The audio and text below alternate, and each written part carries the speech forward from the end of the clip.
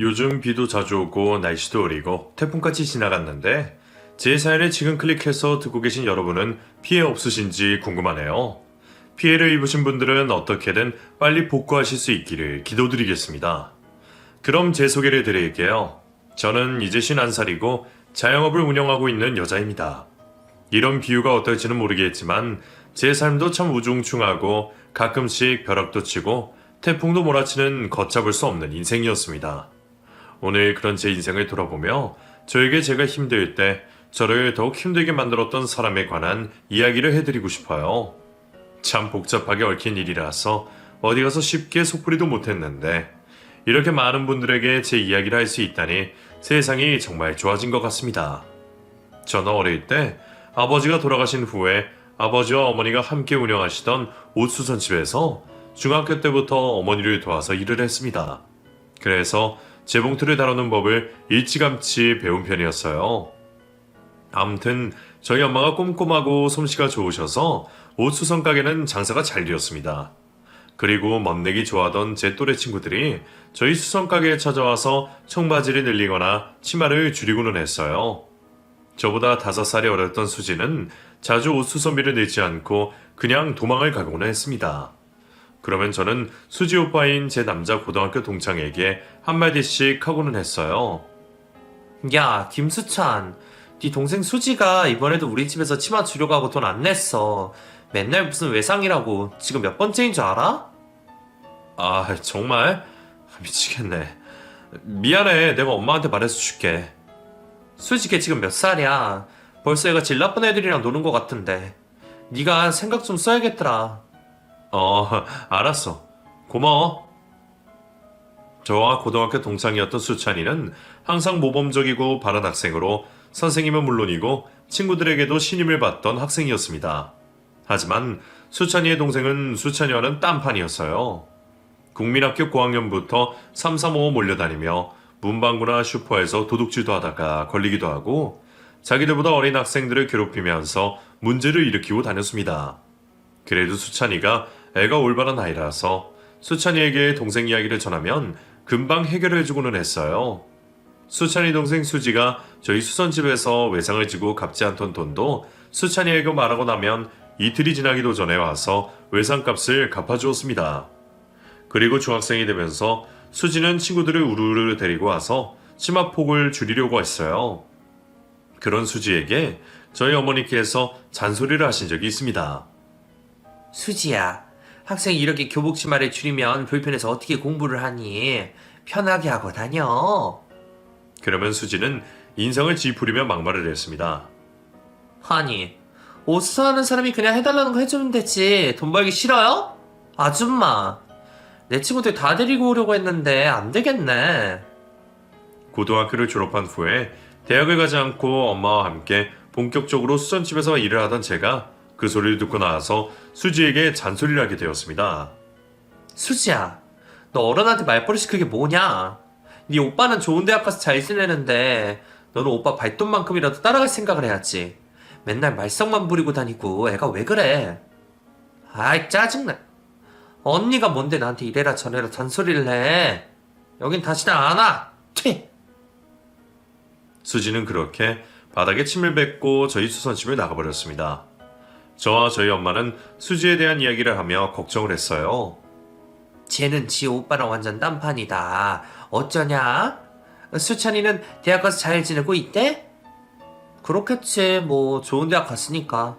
저 집안에서 수찬이 같은 애가 나오는 게 신기하지. 사실 쟤네 엄마도 맨날 도박하고 술에 쩔어서 살던데. 참.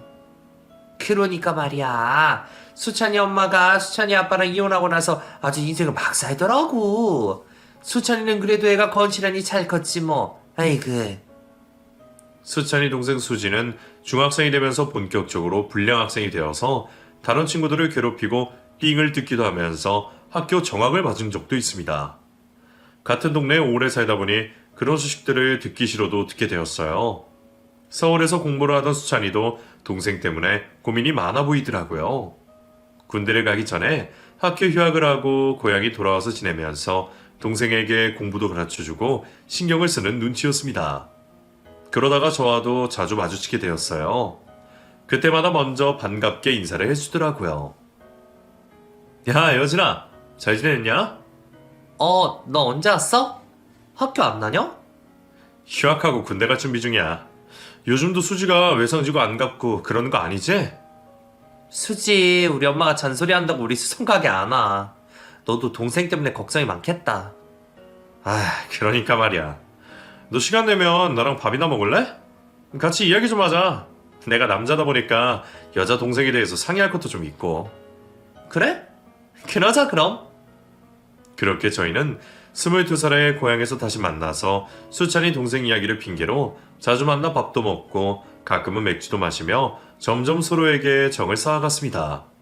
수찬이 동생 수지는 수찬이가 군대에 갈 때까지 정신이 차린 듯 싶다가 수찬이가 군대에 가자마자 또 말썽을 부리고 다녔어요.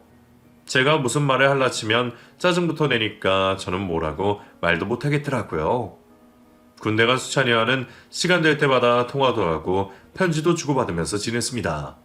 처음에는 수찬이 동생 수지가 저희의 대화 주제였는데 차츰 수찬이는 제 걱정을 더 많이 하기 시작했어요. 그렇게 수찬이가 군대에서 상병이 되고 휴가를 나와서 저에게 고백을 했고 저도 수찬이에게 마음이 있었기 때문에 본격적으로 연애를 하게 되었습니다. 상고에 다니고 있던 수찬이 동생 수지는 그런 저를 아니 꼽게 보고는 했어요. 언니, 나 이거 바지 통수전 좀 하려고. 내일까지 해줄 수 있지? 그래. 너는 학교 잘 다니니? 상고 다니니까 졸업하면 바로 취업하겠네? 뭐 할 거야? 언니. 우리 오빠랑 사귄다고 무슨 벌써 내 새언니라도 된 줄 알아? 주제 넘은 잔소리 좀 그만해. 그리고 우리 오빠 서울에서 좋은 대학 다니는데 언니 좀 양심 없다고 생각 안 해? 뭐라고? 또 무슨... 수지가 그런 말을 하면 저는 숨이 턱 막히면서 할 말을 잃었습니다. 사실 남들 눈에 보기에는 수찬이가 저에게 아까운 사람인 건 사실이었으니까요. 그런 말을 듣고 나면 정말 밤에 잠이 오지 않을 정도로 혼자서 고민을 하기도 했습니다. 맞아. 수찬이는 앞날이 창창한데 나는 고향 떠나지도 못하고 이렇게 고여서 매일 수석 가게 안에서 일이나 하고 있으니 보내주는 게 맞는 걸까? 하지만 혼자서 나를 세우며 그런 고민을 하는 게 무색해질 만큼 수찬이는 저와 함께할 미래에 대한 꿈에 부풀어 있었습니다. 여진아, 나는 너가 있어서 너무 안심이 돼. 너까지 없었으면 정말 힘들었을 거야. 네가 무슨 걱정하는지 아는데 그런 걱정하지 마. 남들 말 하나도 신경 쓸 거 없어. 그런 말을 들을 때면 고민하던 것들이 싹 사라지고 행복해지는 기분이었습니다. 그렇게 3년 가까이 연애를 했어요. 수지는 고등학교를 졸업하고 나서 별다른 일도 하지 않고 여전히 친구들과 놀러 다니기 바빴고 대학을 졸업한 수찬이는 저도 있고 본인 가족도 있는 고향 근처로 와서 좋은 회사에 취업을 하고 일을 했습니다. 사실 서울에서 더 좋은 회사에 갈 수 있었을 텐데 수찬이는 그런 결정을 한 것이었어요. 너 그냥 서울에서 일하는 게 낫지 않겠어? 굳이 여기로 와서. 아니야. 수지랑 엄마 걱정도 되고 서울에만 좋은 회사 있는 거 아니야? 내가 일하는 직장도 좋은 곳이야. 일하다 보면 기회도 많이 생길 거고 너랑 결혼하면 그때 가서 옮겨도 되고. 그래? 그럼 다행이고. 근데 결혼? 난 꼭 여진이 너랑 결혼할 건데? 넌 아니야? 수찬이는 그렇게 저와의 미래를 생각하며 열심히 일을 했습니다. 저도 수찬이처럼 올곧은 사람과 미래를 함께하면 좋겠다고 생각하고는 있었어요. 그런데 고향으로 돌아온 수찬이는 혼자서 거의 본인 집안 식구들을 먹여 살리다시피 했어요. 수찬이 엄마도 몸이 안 좋다는 핑계로 일을 하다가 그만두기를 반복했고 수지는 제빵사가 되겠다며 제빵학원에 다녔지만 열심히 하지 않았기 때문에 자격증을 따는데도 시간이 오래 걸렸습니다. 무슨 말을 하면 다 잔소리에 짜증으로 받아쳐서 수지에게는 아무도 간섭을 할 수가 없었습니다. 수찬이마저도 나중에는 포기를 하더라고요. 아무튼 수찬이와 저는 26이 되어서 결혼을 하기로 약속을 했습니다. 그리고 결혼 준비를 시작했어요. 저는 저희 친정엄마와 수성가게에서 일을 하며 적금도 붓고 착실히 돈을 모아서 수찬이가 일하는 곳 근처에 집도 사두었습니다. 거기서 신혼살림을 하기로 했어요. 같은 동네에 살던 사람들이라 따로 상견례를 하지 않아도 서로 잘 아는 사이였습니다. 그래도 결혼은 가족끼리의 만남이기도 했기 때문에 저희는 상견례 자리를 가졌어요. 거기에 수지도 나왔더라고요. 그리고 시어머니와 수지는 예단비를 요구했습니다. 예단을 따로 줄 건 없고 그냥 돈으로 주면 좋겠네. 우리가 수천이 장가가면 정말 힘들거든요. 그리고 사실 동네 사람들도 그래. 수천이가 뭐가 아쉬워서 수천집 빠는 여진이한테 장가를 가냐고. 나도 참 그게 아쉽기는 해. 시어머니의 말에 저와 저희 친정엄마는 얼굴이 빨갛게 달아올랐어요. 그런데 수찬이가 본인 엄마한테 한마디 하더라고요. 엄마, 내가 뭘 그리 잘났다고. 여진이 자기 일 열심히 하면서 사는 애인데 왜 무시라고 그러세요. 그리고 예단비라뇨. 집도 여진이가 해오는데 못 들은 걸로 하세요. 그러자 시어머니가 벼락같이 화를 내더라고요. 얘가 진짜 헛똑똑이라니까? 너 장가 가면 우리 어떻게 살라고? 예담이 뭐 많이 달라는 것도 아니고 1,000만 원만 줘. 아유. 그 말에 저희 친정엄마가 대답하셨습니다. 그럼요. 그 정도는 해드려야죠. 걱정 마세요. 수찬이 같은 번듯한 사윗감 거저 얻는 거 아니죠. 역시 여진이 엄마는 말이 통하네. 그럼 우리는 할 말 다 했으니까 이만 가볼게요. 결혼 준비 잘 하시고요. 우리는 뭐 더 할 것도 없고 수찬이랑 여진이가 알아서 하겠지. 식장에서 봐요. 그렇게 말하고 시어머니와 시누인 수지는 쌩하니 사라지더라고요. 그 자리에 남은 수찬이만 안절부절 어쩔 줄을 몰라 했습니다. 그런 수찬이를 저희 친정엄마가 다독여 주셨어요. 괜찮어. 나도 그 정도는 해줄 생각이었으니까. 너희 둘이 결혼해서 잘 살면 되지 뭐가 문제냐. 장모님, 그래도 제가 너무 죄송해서. 아휴, 저희 엄마도 제 동생도 아직 철이 들지가 않았어요. 그래 괜찮으니까 수천이 너 그만 걱정해. 결혼 준비 잘해보자. 사실 저는 그날 기분이 너무 나빴지만 수찬이 하나만 보고 그 기분을 떨쳐내려 애를 썼습니다. 그렇게 저희는 몇 달 후에 식을 올리고 제 명의로 된 신혼집에서 신혼살림을 시작했어요. 제가 어머니와 함께 운영하던 수천집에서도 30분 거리이고 남편의 직장에서도 30분 거리라서 딱 좋은 위치였습니다. 시댁이 제사를 지내는 집은 아니라서 그건 편하더라고요. 하지만 남편은 결혼 후에도 시어머니와 시누이가 저지른 일을 처리하느라 바빴어요. 두 사람이 무슨 빵가게를 열었다가 완전히 쫄딱 망해서 빚더미에 나앉았거든요. 남편이 받은 월급의 거의 대부분은 시댁에 빚을 갚느라 써야 했습니다. 저는 아이를 임신하고 나서도 수성가게에서 일도 하고 부업도 하면서 열심히 돈을 벌어서 생활비에 썼어요. 남편은 항상 저에게 미안하다고 말했습니다. 여진아, 결혼해서 우리 집에 신경 안 쓰겠다고 했는데 이렇게 돼서 미안해. 뱃속에 우리 아이한테도 부끄럽고. 뭐 어쩌겠어. 이미 벌어진 일인걸. 나 수찬씨 마음 이해해. 고마워. 이번이 마지막이야. 두 사람 빚만 다 갚으면 나 그냥 인연 끊고 살 거야. 그동안 아버지 없이 내가 집안에 가장 노릇했는데 이건 정말 해도 너무하다 싶어. 여진이 너 아니었으면 나도 감당하기 힘들었을 거야. 미안해 정말. 괜찮다니까. 우리 뱃속에 아이나 잘 키울 생각하자. 시어머니와 신우가 차린 빵가게가 망하고 시어머니는 또 도박에 빠져서 지내고 신우이는 몰에서 돈을 버는 건지 사치를 부리고 다녔습니다. 시댁 생각하면 속이 시끄러워서 저는 신경을 끊고 살려고 애를 썼어요. 그리고 남편과 제 소중한 딸을 낳게 되었습니다. 딸을 낳고 나서 저는 한동안 수성가게에서 일을 할 수 없었어요. 갓난아이에게 손이 많이 가더라고요. 새벽에도 몇 번씩 깨서 젖을 물려야 해서 생활 패턴이 엉망이 되었습니다. 친정엄마는 그런 저를 이해해 주셨어요. 제가 없어서 힘드실 텐데도 불평 한마디 없이 열심히 수성가게를 운영하셨습니다. 애가 1살이 되고 나서는 저도 아이를 수성가게 근처의 어린이집에 맡기고 엄마와 함께 일을 다시 시작했어요. 남편은 아이가 태어나고 나서부터는 시댁에 완전히 발길을 끊었습니다. 남편이 시어머니와 통화하는 소리를 들었는데 결심이 상당하더라고요. 엄마, 이제 저도 그만할래요. 빚도 반 이상 갚아드렸잖아요. 엄마도 일 좀 하세요. 도박 끊으시고요. 수지 걔도 정신 차리고 일 구하라고 하세요. 더 늦기 전에요. 저는 이제 엄마랑 수지한테 신경 끄고 살 거예요. 전화하지 마세요. 그렇게 단호하게 남편이 시댁과 연을 끊고 나서는 시어머니는 저에게 연락을 해서 가끔씩 하소연을 했습니다. 당시에 제가 수성가게에서도 일을 하면서 유명한 맞춤 양복점에도 나가서 일을 했거든요. 수입이 꽤 짭짤한 편이었어요. 그래서 저에게 전화를 걸어서 통사정을 하는 시어머니와 시누이를 외면할 수가 없어서 저는 가끔씩 시댁에 돈을 붙여주기도 했습니다. 그렇게 시간이 흐르고 제 아이가 2살이 되었을 때였어요. 남편이 지방으로 출장을 가게 되었습니다. 출장을 다녀오면 저희는 서울로 이사를 가기로 했어요. 저도 맞춤 양복점에서 스카우트 제의가 들어와서 거기서 본격적으로 일을 하기로 했거든요. 엄마와 하던 수성가게는 엄마 혼자서도 하실 수 있다고 했습니다. 여진아, 이번에 출장 다녀오면 서울 가서 같이 집 알아보자. 장모님이 걱정되긴 한데.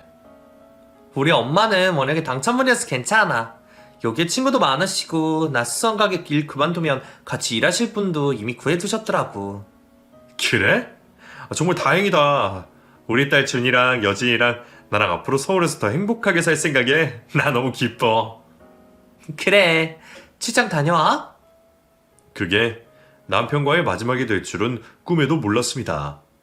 남편은 출장을 갔다가 거기서 음주운전을 한 차량에 치여서 그 자리에서 즉사라고 말았어요. 그 비보를 듣고 저는 제 남편이 아닐 거라고 울부짖었습니다. 하지만 죽은 남편의 한 손에 끼워진 저희의 결혼 반지를 보고 저는 절망하고 말았어요. 그렇게 꿈인지 현실인지 분간이 가지 않는 상황 속에서 남편의 장례식을 치렀습니다. 장례식장에서 시어머니는 제 멱살을 잡고 행패를 부렸어요. 우리 생태 같은 아들이 왜 죽어? 너 만나서 그렇게 애가 딴 사람처럼 변하더니 결국에는 이게 다 여자를 잘못 만나서 그래. 너만 안 만났어도 우리 아들 지금 서울에서 좋은 회사 다니면서 부잣집 딸내미 만나서 결혼하고 편하게 살고 있었을 텐데. 제 멱살을 잡고 흔들며 폭언을 퍼붓는 시어머니에게 저는 속절없이 당하고만 있었습니다. 당시에는 시어머니의 말이 다 맞는 말 같았어요. 남편이 그렇게 젊은 나이에 허망하게 세상을 등진 게 모두 제 탓만 같았습니다. 아무것도 모르고 장례식장 한켠에서 신나게 놀고 있는 제 딸을 보면서 저는 하염없이 눈물만 쏟아냈어요. 여보, 이렇게 가면 어떡해? 수찬아, 여보. 그렇게 장례식을 치른 얼마 후에 저는 남편에게 음주운전 사고를 낸 사람으로부터 보상금을 받게 되었습니다. 남편 회사에서도 위로금이 나왔어요. 남편이 출장을 다녀오면 서울로 이사를 하기로 했던 꿈도 다 물거품처럼 사라지고 저는 일도 못하고 아이와 집안에서만 머물고 있었습니다. 그런데 보상금을 받은 건 어떻게 알았는지 시어머니와 시누이가 저희 집에 들이닥쳤어요. 아휴, 목말라. 음료수 좀 내와라. 며칠째 잠도 못 자고 밥도 제대로 먹지 못한 저에게 시어머니가 말했습니다. 남편이 죽기 전과는 아무것도 달라진 게 없어 보이는 시누이는 그 옆에서 손톱 정리만 하고 있었어요. 저는 거의 쓰러질 듯이 비틀대며 부엌으로 가서 냉장고에 있던 오렌지 주스 2잔에 따라서 시누이와 시어머니 앞에 대령했습니다. 오렌지 주스를 벌컥벌컥 들이마신 시어머니와 시누이는 바로 저에게 돈 타령을 시작했어요. 언니, 우리 오빠 죽고 나서 이 큰 집에 혼자 사니까 좋아? 남편 없애고 호강한다, 그치? 시누이가 그렇게 말했고 바로 연달아서 시어머니가 말을 보탰습니다. 너, 우리 수찬이 앞으로 보상금 나온 거 알고 있어. 얼마 나왔니? 그 우리 아들 죽고 나서 나온 돈인데 네가 가질 이유가 없잖아?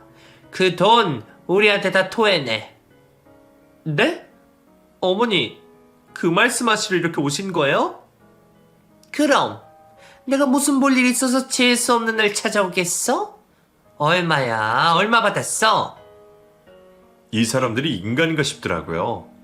아들이 죽었는데 슬퍼하기는커녕 아들이 죽고 나서 나온 보상금을 어떻게든 뜯어가려고 왔다는 사실이 믿기지가 않았습니다. 그 돈이 그렇게 필요하세요? 지금 수찬 씨 죽고 얼마나 시간이 지났다고? 제가 힘없이 그렇게 말하자 시어머니가 대답했습니다. 우리가 힘들어서 그래. 빚도 갚아야 하고 이번에 좋은 자리가 나와서 수지랑 나랑 디저트 가게를 차리려고 하는데 돈이 없어. 네가 좀 이해해라. 1억은 되니? 그 정도면 빚 다 갚고 우리 새 출발할 수 있을 것 같은데. 1억이요? 1억이면 되죠? 그럼 더 이상 주고 수찬 씨랑 저한테 돈 요구하시는 일 없으신 거죠? 저는 화도 나고 오기도 나서 그렇게 시어머니에게 몰아붙였습니다. 그러니까 오히려 반갑게 대답하더라고요. 그래, 1억 있어? 어머, 보상금 있기나 나왔나 보네? 보상금 5천이고요. 제가 5천 더 해드릴게요. 앞으로 저 괴롭히지 않는다고 맹세하시면요. 그럼 우리가 너 괴롭힐 일이 뭐가 있냐? 수찬이도 죽고 너랑 우리랑 아무 사이도 아닌데. 그리고 죽은 수찬 씨한테 평생 사죄하는 마음으로 열심히 사세요. 디저트 가게 그것도 제발 열심히 하셔서 망하는 일 없게 하시고요. 참나, 얘가 별말을 다 하네. 우리가 알아서 해. 돈이나 내놔. 저는 그렇게 죽은 남편의 보상금으로 나온 돈에 제 돈을 합쳐서 1억이 든 통장을 시어머니와 신우이에게 줘버렸습니다. 둘이서 신이 나서 그 돈을 들고 나가더라고요. 그 뒷모습을 보며 죽은 남편이 얼마나 살면서 힘들었을지, 저 철없는 두 사람 보필하면서 힘들게 살다 허망하게 죽은 남편이 너무 불쌍하다는 생각이 들었습니다. 그리고 저는 다시 저희 친정엄마와 함께 수성가게에서 열심히 일을 했어요. 제가 맞춤 양복을 만드는 재주도 있었기 때문에 가게 한켠에 양복점도 함께 운영을 하게 되었습니다. 그 당시에 주변에 회사도 많이 생기고 싼 가격에 맞춤 양복을 장만할 수 있다는 것이 소문이 나서 저희 수성가게와 양장점은 나날이 승승장구하고 있었어요. 딸도 어느새 말도 하고 걷기도 하면서 유치원생이 되어서 손이 덜 가게 되었습니다. 시어머니와 시누이도 디저트 가게를 차려서 자리를 잡고 있다는 소식을 들었습니다. 그렇게 일상을 회복해서 지내던 어느 날 저희 엄마가 점점 체력이 딸려 하시더니 어느 날 갑자기 쓰러지고 말았어요. 엄마를 응급실에 모시고 대학병원에서 정밀 검사를 했는데 폐 섬유화가 상당히 진행되었다고 하더라고요.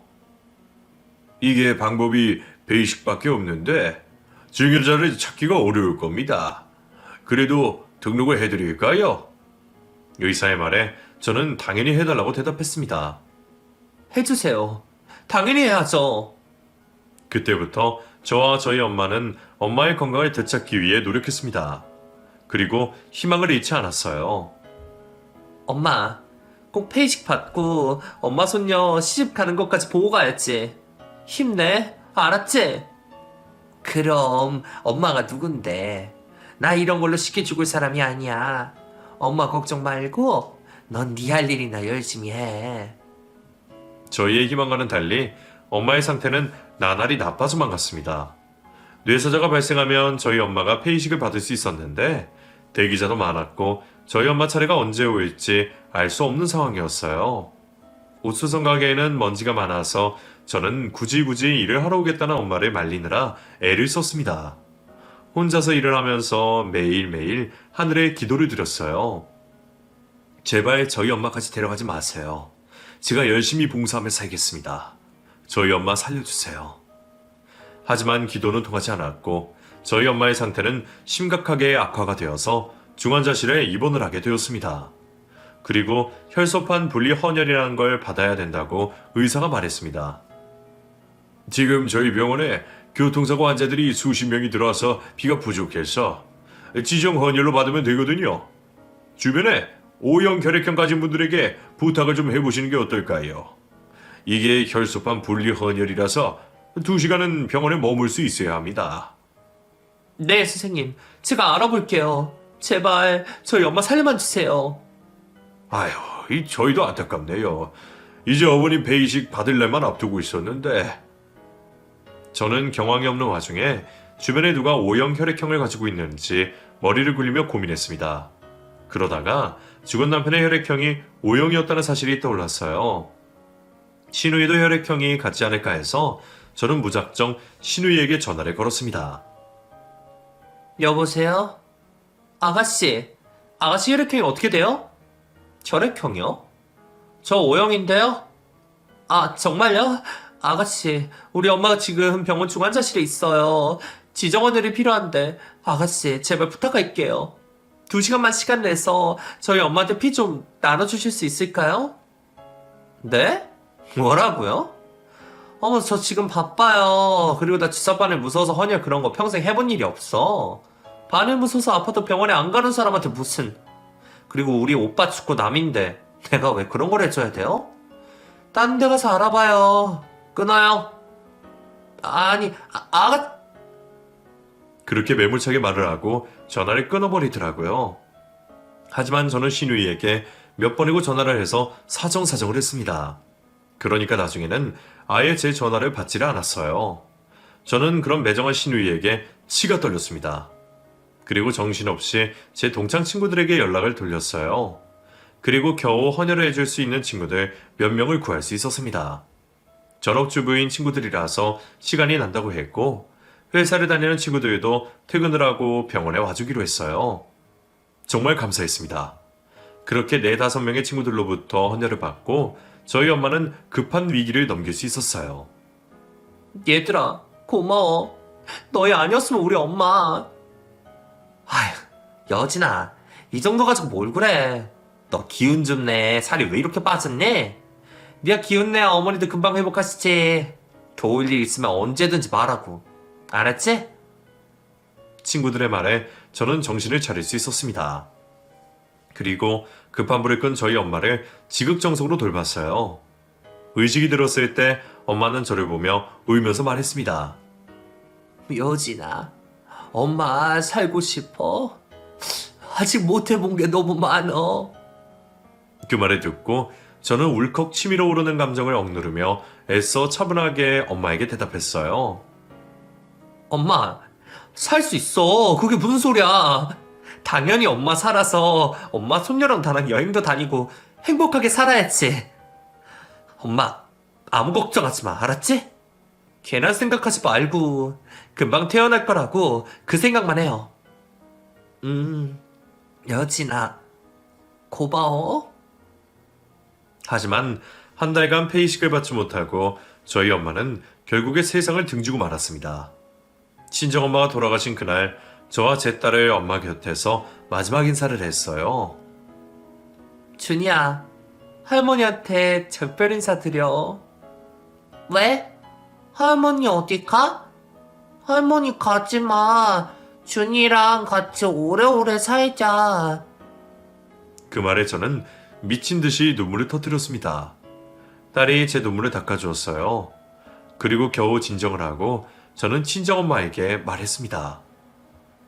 엄마 미안해. 나랑 준이랑 엄마 못 같이 열심히 살게. 엄마, 우리 걱정하지 말고 편하게 가세요. 엄마. 그렇게 살고 싶다고 하셨던 엄마는 결국 눈을 감으셨습니다. 그리고 장례식을 치르는데 어떻게 이런 일이 일어날 수가 있는지 모든 것이 원망스러웠어요. 그리고 저희 친정엄마 장례식에 코빼기도 보이지 않던 시어머니와 시누이에게 증오심이 끌어올랐습니다. 헌혈을 부탁하려고 전화했을 때 주사 바늘이 무섭다는 핑계로 야멸차게 전화를 끊었던 시누이의 목소리가 귓가에 맴돌아서 미칠 지경이었어요. 사람이라면 어떻게 그럴 수 있나 싶더라고요. 본인들 힘들 때 제가 있는 돈 없는 돈 끌어서 1억을 해주고 그 돈으로 지금 디저트 가게 운영하면서 잘 살고 있으면서 어떻게 사람이 죽어간다는데 말도 안 되는 핑계를 대면서 무시할 수가 있는지요. 그래도 남편이 죽기 전에는 가족이었던 사람들 아닌가요? 남편이 그런 인간들 때문에 고생하다 죽은 것도 그렇고 여러모로 저는 시누이와 시어머니에게 복수심이 불타올랐습니다. 내가 이 인간들 가만 안 둬. 저희 엄마에게 헌혈을 해줬던 동창 친구들 앞에서 제가 그렇게 말하자 친구들도 공감을 해주시더라고요. 그러게, 수지 그년 어릴 때부터 그렇게 못돼 처먹게 행동하고 다니더니 애가 진짜 어떻게 그럴 수가 있니? 지금 하는 디저트 가게도 네가 준 돈으로 한 거라며. 거기 인기 많더라? 근데 비싸다고 불평도 많은 것 같더라고. 그래? 저는 저희 친정엄마 장례식까지 마친 후에는 제 마음속에 복수심밖에 남지 않은 걸 인식하고 있었습니다. 그리고 인터넷을 뒤져서 신우가 운영하고 있는 동네 맘카페에 가입을 했어요. 그리고 신우의 디저트 가게 이름을 검색하자 여러 개의 글이 뜨더라고요. 그 글들을 클릭해서 확인을 해보니 예상보다 더 욕이 많이 쓰여 있었습니다. 사장이 거만하고 디저트 양이랑 퀄리티에 비해서 비싸기만 하네요. 전에는 제 아이들 먹여주려고 같이 갔는데 시끄럽게 군다고 내쫓더라고요. 어이가 없어서. 장사하는 사람이 그래도 되나요?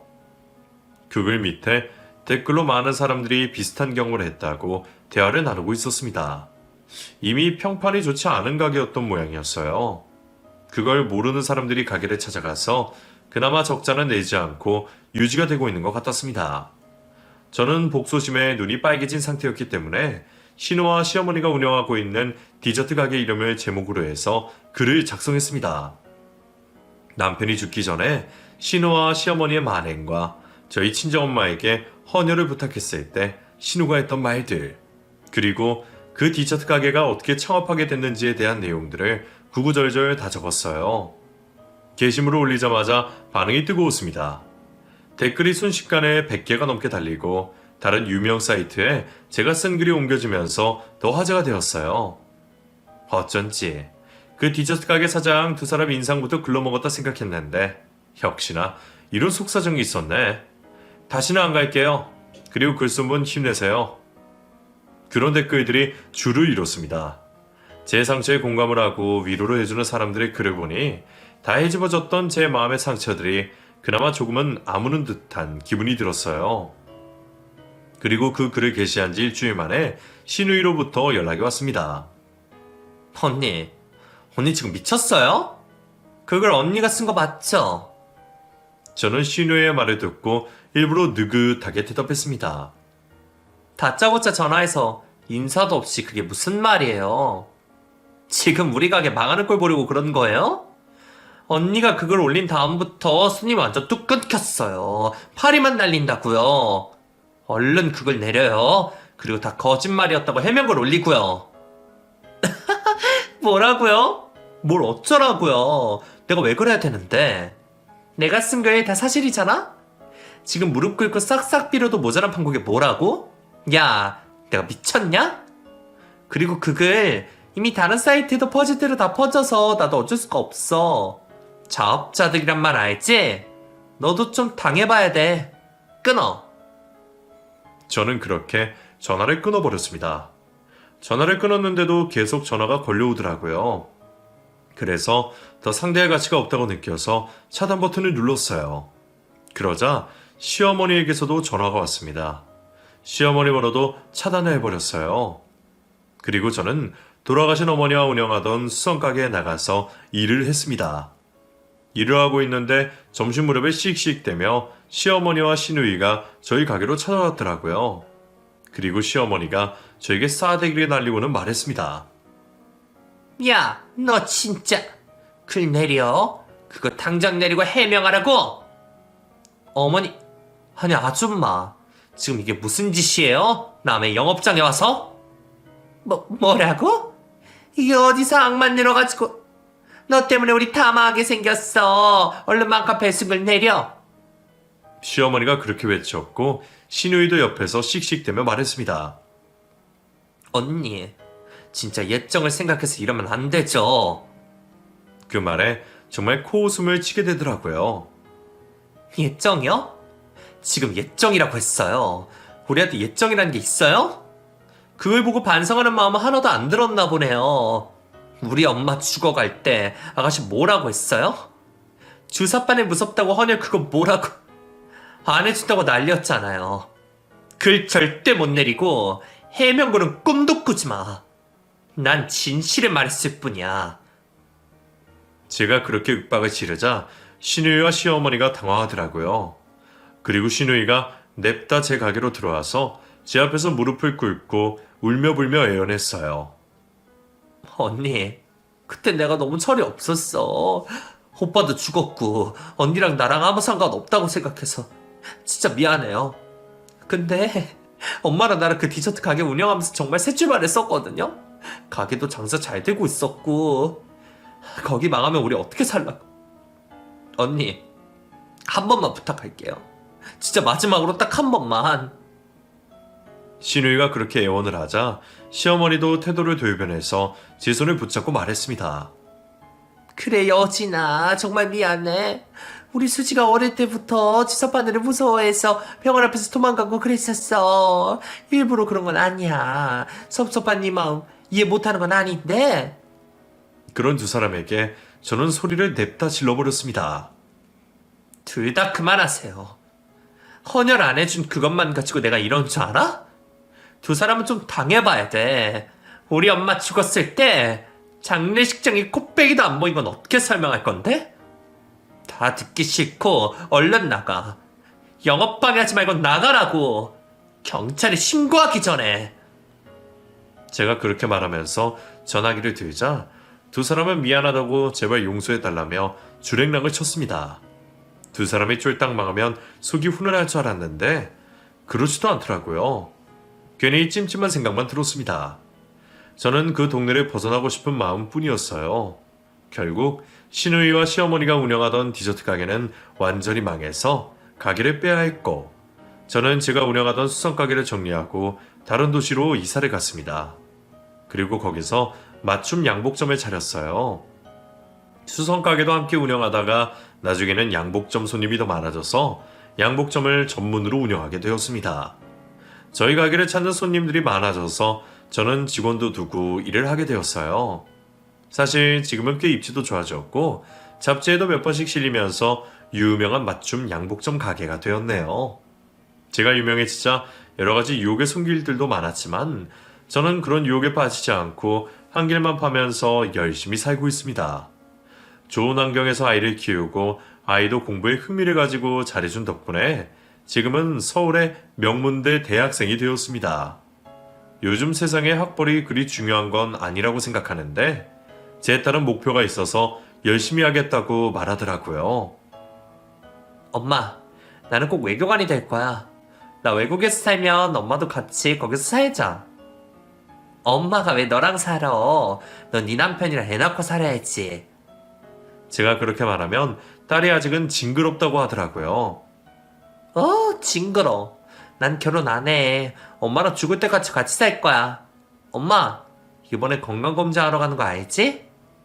알지. 우리 딸내미가 매년 이맘때쯤에 예약해둬서 엄마가 또 그 똥 나오는 약 먹고 고생하게 생겼네.